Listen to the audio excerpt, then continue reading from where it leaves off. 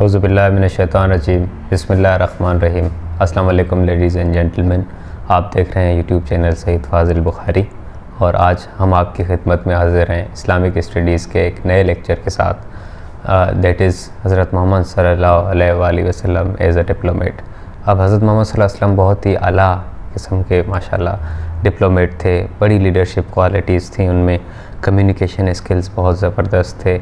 अब डिप्लोमेट होने के लिए सबसे पहले आपको ये पता होना चाहिए कि डिप्लोमेसी होता क्या है, डिप्लोमेट होता कौन है। आप सारे CSS के एस्पायरेंट हैं जो भी सुन रहे हैं, आपको काफ़ी लोग होंगे जो फ़ॉरेन सर्विस ऑफ पाकिस्तान का पता होगा, उसमें जाना भी चाहते होंगे।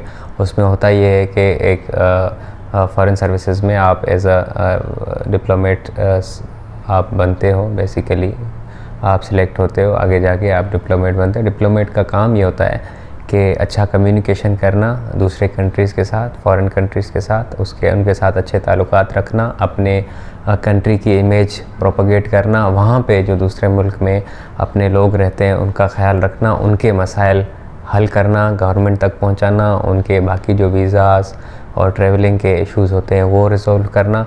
तो बेसिकली जो उसको एम्बेसडर भी कहा जाता है, डिप्लोमेट भी कहा जाता है, वो आप कोई भी डिप्लोमेट होता है वो इमेज प्रोपगेट करता है एक कंट्री की। फॉर एग्ज़ाम्पल अगर पाकिस्तान ने कोई इंटरेस्ट प्रोपगेट कराने हैं, कश्मीर काज हो गया, इकोनॉमिक इंटरेस्ट हो गए फॉरेन पॉलिसी के थ्रू, तो वो फॉरेन पॉलिसी में की एक मशीनरी है जिसमें आप डिप्लोमेट्स होते हैं, वो दूसरे कंट्रीज़ को कन्विंस करते हैं अपने इंटरेस्ट गेन करने के लिए।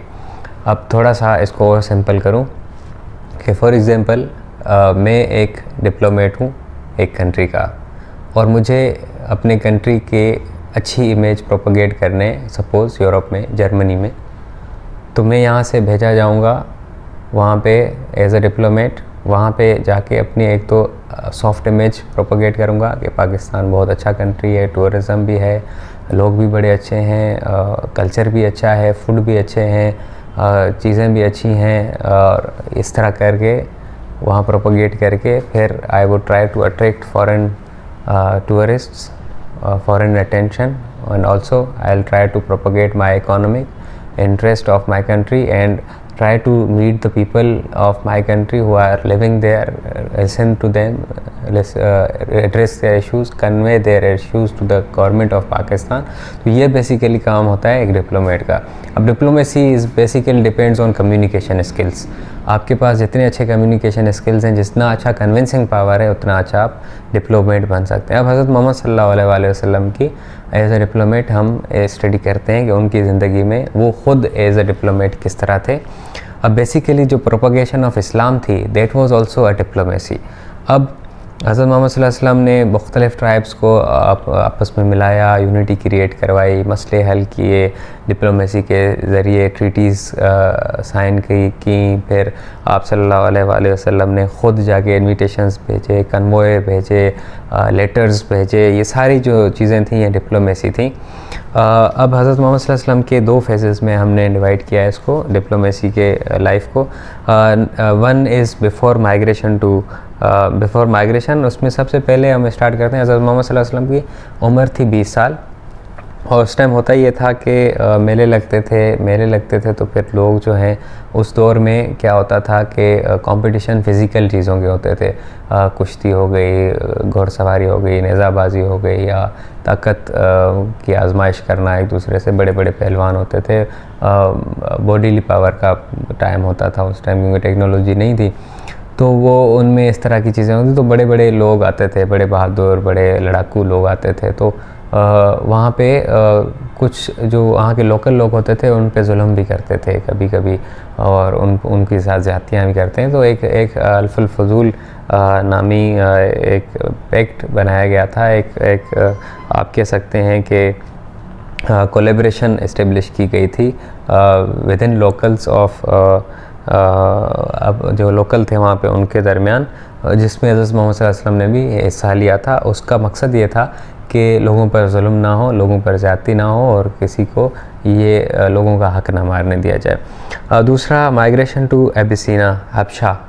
अब ये हबशा, अब आपने पढ़ा है कि हज़रत मोहम्मद सल्लल्लाहु अलैहि वसल्लम ने जैसे ही इस्लाम प्रोपोगेट किया तो मुसलमान जैसे ही दौक दर दौक बनते गए लोग, तो कुफ़ार ने उन पे जुल्म करना शुरू कर दिए। अब वो जुल्म से तंग आके हज़रत मोहम्मद सल्लल्लाहु अलैहि वसल्लम ने उनको कहा कि आप इब्शा की तरफ चले जाएं। वहाँ पे है तो जो नजाशी है जिसका नाम था अशमा इब्ने जबा, वो नजाशी रूलर है वहाँ का, मुसलमान तो नहीं है लेकिन वो काइंड है, वो जुल्म नहीं करेगा।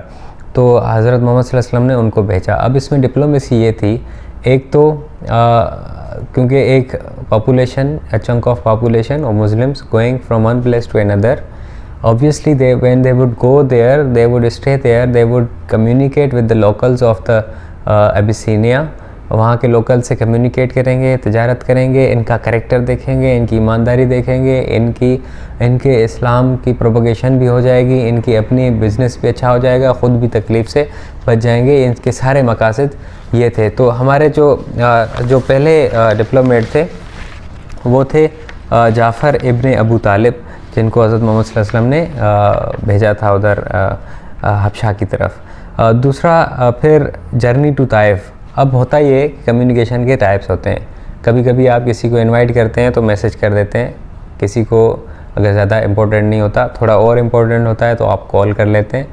अब थोड़ा और ज़्यादा, उससे भी ज़्यादा इम्पोर्टेंट चीज़ होती है तो आप कन्विंस करने के लिए, अपना मकसद बताने के लिए, कन्विंस करने के लिए अपनी बात पे आप ख़ुद या तो ख़ुद अकेले चले जाते हैं, या ज़्यादा ही अहम हो तो आप ग्रुप अपने लोगों का लेके किसी के पास चले जाते हैं कि ये मसला है, इसको आप हल करें, इसको समझें, या किसी को कन्विंस करना हो या अपना इंटरेस्ट एक्सेप्ट कराने हो। तो रसूल सल्लल्लाहु अलैहि वसल्लम भी क्या करते थे, किसी को लेटर भेज दिया करते थे, किसी के पास इन्वॉय भेज दिया करते थे, किसी के पास डिप्लोमेट भेज दिया करते थे बंदे के थ्रू पैगाम, किसी के पास। अब जो ताइफ था, ताइफ में क्योंकि बहुत सरदार थे और मोस्टली बिगड़े हुए सरदार थे, तो हज़रत मोहम्मद सल्लल्लाहु अलैहि वसल्लम ने ये मुनासिब समझा कि मैं ख़ुद चल के अगर जाऊंगा इस्लाम की तबलीग करने तो होगा ये कि वो हो सकता है कन्विंस हो जाएं कि मोहम्मद सल्लल्लाहु अलैहि वसल्लम फाउंडर ऑफ इस्लाम, वो ख़ुद चल के हमारे पास आएँ, इतनी इम्पोर्टेंट चीज़ है, हमें समझा रहे हैं तो हम इनकी रिस्पेक्ट करनी चाहिए और उनकी एक्सेप्ट करनी चाहिए चीज़ें।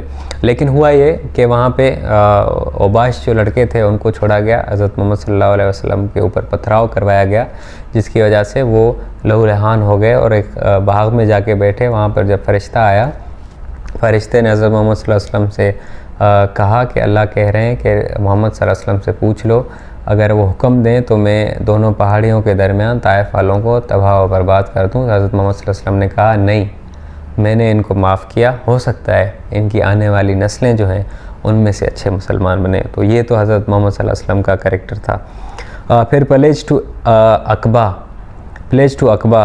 अब अकबा एक मकाम है जहाँ पर कुछ लोग हज़रत मोहम्मद सल्लल्लाहु अलैहि वसल्लम से तकरीबन 6 लोग खज़रज कबीले के मिले आके और उन्होंने बैत की। फिर उनको जब भेजा गया वापस, 2 प्लेजेस हैं, एक में 6 लोग आए थे, दूसरे प्लेज में कोई 72 लोग मदीने से आए थे और औस और खज़रज के। फिर वहाँ पे आके हज़रत मोहम्मद सल्लल्लाहु अलैहि वसल्लम के हाथ पे बैत की थी, इस्लाम कबूल किया था और हज़रत मोहम्मद सल्लल्लाहु अलैहि वसल्लम ने उनको मुसअब इब्ने उमैर जो डिप्लोमेट बना के उनको मदीना भेजा और उनके साथ भेजा ताकि इस्लाम ज़्यादा प्रोपगेट हो सके वहाँ पे। फिर माइग्रेशन टू मदीना। अब जो माइग्रेशन टू मदीना था, जो तिजारत, हिजरत मदीना जिसको हम कहते हैं, that was also a diplomatic move. अब कैसे डिप्लोमेटिक मूव था कि हज़रत मोहम्मद सल्लल्लाहु अलैहि वसल्लम ने, एक तो जिस तरह हबशा वाले मैंने फैक्टर्स बताए, मदीना क्योंकि हज़रत मोहम्मद सल्लल्लाहु अलैहि वसल्लम कैलकुलेटेड कि मदीना जो है उसमें उनकी ज़्यादा पॉपुलैरिटी है, they can survive well there, Muslim can make a state there, और क्योंकि मुसलमान बहुत ज़्यादा बढ़ गए थे मदीना में, तो ही डिसाइडेड वहाँ से लोगों को माइग्रेट करवाया, क्योंकि वहाँ एनिमीज़ के दरमियान में रह के वो थोड़ी चीज़ें मुश्किल हो रही थी, बहुत ज़्यादा रुकावटें पेश आ रही थी, तो उन्होंने डिप्लोमेटिकली मूव किया, साइलेंटली मूव किया, हिजरत किया मदीने की तरफ खुद, और आखिरकार वहाँ पे जाके जो मुख्तलिफ़ किस्म के कबीले थे उनको जोड़ा, जो यसरब और मक्के के मुसलमान थे उनको आपस में भाई भाई बना दिया, यूनिटी मुसलमानों में क्रिएट की। तो ये सारी चीज़ें अब क्योंकि वहाँ पे सारे मुसलमानों को एक ही स्टेट में यूनाइट करना था ताकि एक अलग आइडेंटिटी मिल सके, एक अलग कुव्वत बन सके मुसलमान, इसीलिए माइग्रेशन ऑफ मदीना रसूलुल्लाह सल्लल्लाहु अलैहि वसल्लम ने की। फिर दूसरा फेज़ हमारे पास आता है आफ्टर माइग्रेशन। अब जब माइग्रेशन हुई मदीना, जिसके कुछ फैक्टर्स यही थे कि एक तो यूनिटी हो, ब्रदर होगी, सारे एक साथ होंगे, कोई तकलीफ़ देने वाला नहीं होगा, बीच में से इतने दुश्मन नहीं होंगे, रुकावटें कम होंगी, तो मिलजुल के हम डिसीजंस ले सकते हैं, अपनी फ़ौज बना सकते हैं, अपने इंटरेस्ट प्रोपगेट कर सकते हैं, इस्लाम फैला सकते हैं, अल्लाह की रज़ा के लिए काम कर सकते हैं। तो ये सारे फैक्टर्स थे हिजरत ऑफ माइग्रेशन ऑफ मदीना के पीछे। फिर जब मदीना गए तो हज़रत मोहम्मद सल्लल्लाहु अलैहि वसल्लम ने चार्टर ऑफ मदीना दिया या कॉन्स्टिट्यूशन ऑफ मदीना दिया, जिसको हम मैग्ना, अब वैसे तो ये जो है हम इसको फर्स्ट चार्टर जो है कॉन्स्टिट्यूशन का कहते हैं दुनिया का, लेकिन वैसे जो है लोग मैग्ना कार्टा को कहा जाता है।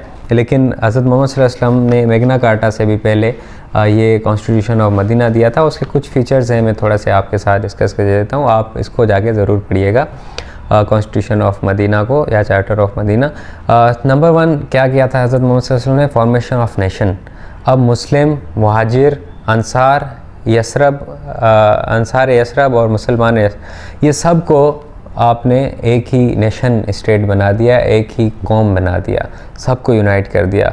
और उसके अलावा जो वहाँ पे यहूदी थे, वो जहाँ दूसरी कौमें थे, दूसरे मज़ाहिब थे, उनको भी प्रोटेक्शन दी। फिर आप सल्लल्लाहु अलैहि वसल्लम ने डिफेंस सिस्टम जो थे वो बनाया। अब जूज़ और क्रिश्चियन जो थे उनको भी इक्वल ट्रीटमेंट दिया एज सिटीजन ऑफ स्टेट। किसी की इबादत गाह पे किसी को हमला करने की इजाज़त नहीं थी। इवन जूज़ की जो रिलीजियस जगहें थी उनको प्रोटेक्ट किया गया था, उनके एरियाज़ को प्रोटेक्ट किया गया था। उसके अलावा सबसे अहम चीज़ जो थी उसमें declaration of war only by हज़रत मोहम्मद सल्लल्लाहु अलैहि वसल्लम। हज़रत मोहम्मद सल्लल्लाहु अलैहि वसल्लम declared himself head of state, और उन्होंने ये वाज़े तौर पर बता दिया कि वॉर जो है, जो जिहाद है या जो वॉर है, वो सिर्फ़ एक ही अथॉरिटी डिक्लेयर करेगी, that would be state headed by it's ruler हज़रत मोहम्मद सल्लल्लाहु अलैहि वसल्लम। फिर उसके बाद यूनिटी थी, हज़रत मोहम्मद सल्लल्लाहु अलैहि वसल्लम ने यूनिटी पैदा की। औस और खज़रज सदियों से सालों से लड़े हुए थे आपस में। फिर हमारे पास ट्रीटी ऑफ हुदैबिया एक मिसाल मिलती है डिप्लोमेसी की, कि हज़रत मोहम्मद सल्लल्लाहु अलैहि वसल्लम उठ के चले गए, वहाँ पे डायलॉग्स हुए, और उनमें क्या हज़रत मोहम्मद मुसलमानों को बैकफुट पे आना पड़ा। हज़रत मोहम्मद सल्लल्लाहु अलैहि वसल्लम का जो नाम था हज़रत अली, उसको तहरीर कर रहे थे, तो उससे बिस्मिल्लाह लेटर से हटाना पड़ा। हज़रत मोहम्मद सल्लल्लाहु अलैहि वसल्लम के नाम के आगे रसूलुल्लाह हटाना पड़ा। ये सारी चीज़ें हुई। फिर भी हज़रत मोहम्मद सल्लल्लाहु अलैहि वसल्लम ने बैकफुट पे जाके भी लेकिन ये ट्रीटी करवाई। और डिप्लोमेसी, इसका बेनिफिट्स लॉन्ग टर्म ज़्यादा थे। जब हम मिलिट्री स्ट्रेटजीज पढ़ेंगे उसमें आपको पता चलेगा, अगली जो वीडियो हमारी होगी। Practice of sending end receiving diplomats, हज़रत मोहम्मद सल्लल्लाहु अलैहि वसल्लम ने नॉर्मलाइज़ कर दिया था, नॉर्म्स डिप्लोमेटिक क्रिएट कर दिए, नॉर्मलाइज़ कर दिया इसको, डिप्लोमेटिक इम्यूनिटीज़ दे दी, उनका ख्याल रखना। जिस तरह डिप्लोमेसी की दुनिया में do not kill the messenger है, हज़रत मोहम्मद सल्लल्लाहु अलैहि वसल्लम ने उस टाइम ये रूल दिया था। फिर लॉ ऑफ ट्रीटी को बाइंड कर दिया, सुलह हुदैबिया जिस तरह बाइंडिंग थी। फिर उसके बाद हज़रत मोहम्मद सल्लल्लाहु अलैहि वसल्लम ने एक्सट्रेडिशन का भी रूल दिया। फिर हज़रत मोहम्मद सल्लल्लाहु अलैहि वसल्लम ने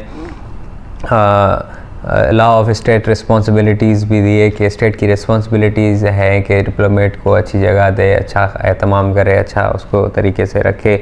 और इस तरह था कि हज़रत मोहम्मद सल्लल्लाहु अलैहि वसल्लम ने एक मखसूस जगह बना दी थी जिसको दारुल ज़ैफ़ान कहा जाता था, जहाँ पर डिप्लोमेट्स आते थे, ठहरते थे, उनके साथ मीटिंग्स की जाती थी। डेलीगेट्स का आना जाना आम हो गया था रसूलुल्लाह सल्लल्लाहु अलैहि वसल्लम के दौर में। और हज़रत मोहम्मद सल्लल्लाहु अलैहि वसल्लम ने गेस्ट हाउस बनाया था, उनको गिफ्ट्स भी दिया करते थे। तो ये सारी जो पर्सनैलिटी थी और एक्टिविटीज़ थी हज़रत मोहम्मद सल्लल्लाहु अलैहि वसल्लम की एज अ डिप्लोमेट, उन्होंने बेहतरीन तरीके से चलाई थी। Thank you so much. अपना और अपने अहल व अयाल का ख्याल रखिएगा। अल्लाह हाफ़िज़।